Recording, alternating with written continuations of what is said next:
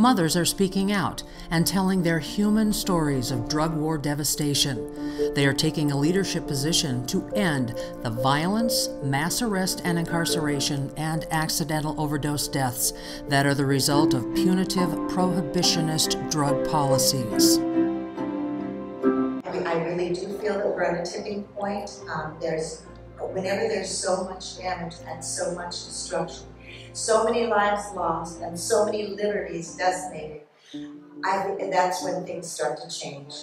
As we're listening to the Surgeon General of the United States talk about the changes that are occurring, what you're saying, all of a sudden I began to weep. I could not stop myself. I was weeping and weeping, and it was joy. Mothers across the United States are joining hands with families in Mexico, Honduras, Canada, the United Kingdom, Kenya, Afghanistan, Indonesia, and the Philippines to demand global drug policy reform for the sake of all of the children of the world. This is a global mission to save the lives of all children, regardless of whether they're affluent, middle class, poverty-stricken, homeless. We have got to act as mothers of all children as a community. Sale mi hijo de 15 años y mi yerno de 25 años a buscar a su hermano. We paid the ransom. That same day, my 15-year-old son and my 25-year-old son-in-law went out to look for Gerson.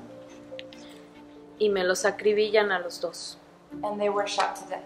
Mothers share their struggles, their outrage, and their tears because their families have been torn apart, because the lives and liberties of their loved ones have been torn asunder by draconian drug war policies, and their voices are being heard.